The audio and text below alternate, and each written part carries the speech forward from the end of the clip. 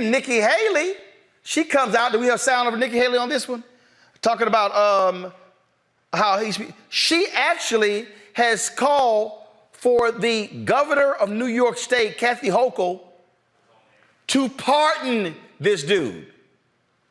Joe, what the hell? You got Texas Governor Greg Abbott being pushed by Tucker Carlson, and he says he's going to pardon the white man, the racist, who killed the white Black Lives Matter protester.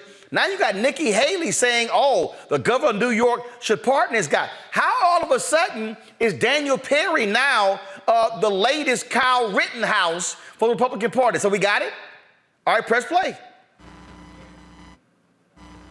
Because they will know that there's no accountability for anyone who tries to stop them. Yeah. And if she pardons him, that sets a right on a lot of things. It'll put criminals on notice, and it'll let people like Penny, who really were very brave in that instance, it will let them know that we've got their back. Exactly. We need more Daniel Pennies, and we don't need a disincentive for strong men or women standing up in moments of crisis. And we need leaders, and this is why I wanted to see what your answer would be to that moment from 2020.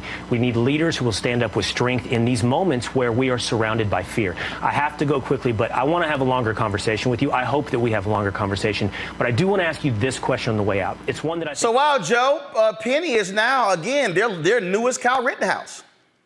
Yeah, he is, and he's got $2 million. He'll be able to mount up a pretty good defense, and in liberal New York City, he's got a good chance of at least hanging that jury. But, you know, New York is very interesting because it reminds you of the paradox that is America. You know, even you think, well, you're in New York, and so therefore, you know, we have Democrat mayors and we have Democratic governors or whatever else. But going back decades, Rudy, Trump. You know, you're at a place that is a hotbed of racism. There's a whole lot of pressure there. And when someone, a white military guy, kills a black man, there's value to that white man's life a little bit more than there is to that black man's life. And so therefore, that's why we've reacted the way that we have. If he killed a white person, this would be a different person, different situation. If it was a black man killing a white person, they'd be wanting to throw the book at him. So suddenly, whether it's in Texas or whether here it's in New York City, you've got folks that are pro-crime and sometimes build their careers on being pro-crime that turn around and say, pardon ahead of time. Don't even let the system do its work, a system that frankly often advantages folks that are white and folks that have resources, and Mr. Perry is in that situation if he wasn't before. I guess the only thing that's funnier in a sad way is the whole idea that Nikki Haley actually thinks she's going to get through this crowd, and actually get the nomination. But we can talk about that some other time. Look, Robert, these people here, again, whether it's gun enthusiasts, now it's this guy, their sheer hatred of homeless people is evident. I mean, why in the hell would you give to a defense fund for a guy who literally choked the life out of somebody on the subway? Then they had some silly-ass black dude on Fox News who was like, oh, everyone on that train was fearing for their life, and they said they thought he had a weapon. I mean, they're just throwing all kind of stuff up. Just go ahead and say, we saw a black man, hey, we cool with a black man getting choked to death. You know, in these situations, I always bring out my favorite hypothetical figure, who's the imaginary white girl I created named Lily White. And so imagine this situation that Lily White is going through a mental health breakdown on a train, and then a grown man puts his arm around her neck, tackles her to the ground, and chokes her to death. Regardless of the context, there's no set of circumstances where these exact same people will not be calling for his execution.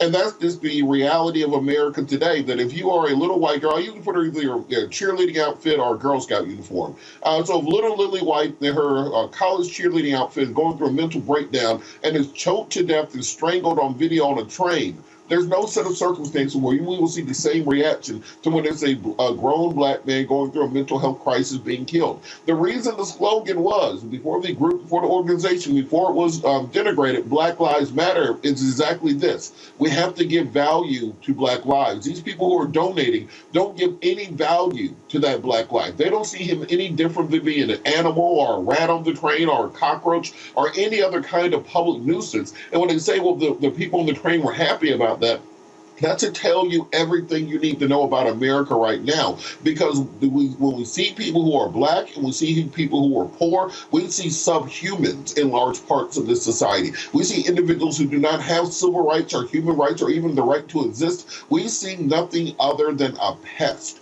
And that's the way they treated this individual. That's the way these donators are treating him. That's the way right-wing media are treating it. They see somebody who kills a black homeless man as a hero the same way that somebody stepped on a spider.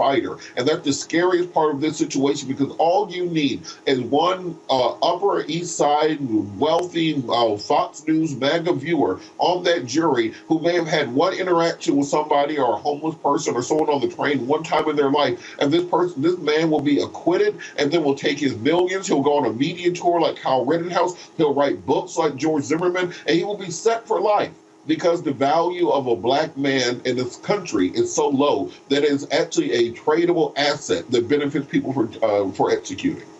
Rebecca, there was a Latino man in Houston who was on a date, and that was somebody in the parking lot had gotten $20 from the woman he was going to meet on his date and gotten 20 from him. He basically swindled them out of the money. And then when the guy found out that he'd gotten ripped off for $40, he literally got up from the dinner, went outside, went to the parking lot, chased the dude, shot the dude, went back, sat down, and finished the date. It wasn't until a couple of days later that the woman who was on the date, she called the cops, and the guy was arrested for murder. These folks today, they would likely hail him as a hero. And so I'm sitting there going, this dude? And again, I don't know nothing about Daniel Penny, but when you are when you're a former Marine, you are trained to kill in hand-to-hand combat. He knew he could kill that man. He heard this man dying. And these people are saying, oh, that was a great spectacle. These are the folks who if they were back in the Roman days, would be sitting here going, thumbs up, thumbs down. These people are sick and demented. So let's get this straight. So Nikki Haley, who's a contender for the Republican nomination to be president of the United States of America, just contending for nothing. Let's be clear, Rebecca. Her ass ain't contending for nothing, but she announced she's running. Go ahead. So she is acting in furtherance as if she could possibly get the nomination to possibly become the Republican nominee to run for president in these United States of America. She just doubled down and supported vigilantism, and specific white vigilantism, of saying that we need to see people stand up and use strength to deal with issues. So she's saying, like, let's not call the police, because remember, she is a part of a group of people who believe, oh, well, we support the blue, we back the blue, we're, against crime. But she's asking people to take up their own arms or use their own hands and to kill people because they're having a mental health crisis, or even swindling someone out of $40. The penalty should be death. Like, that doesn't make sense. So in between Nikki Haley sending out thoughts and prayers when we see mass shootings in this country, or even Ted Cruz for that matter, and then they step back and they say, oh, well, we need to do more for mental health.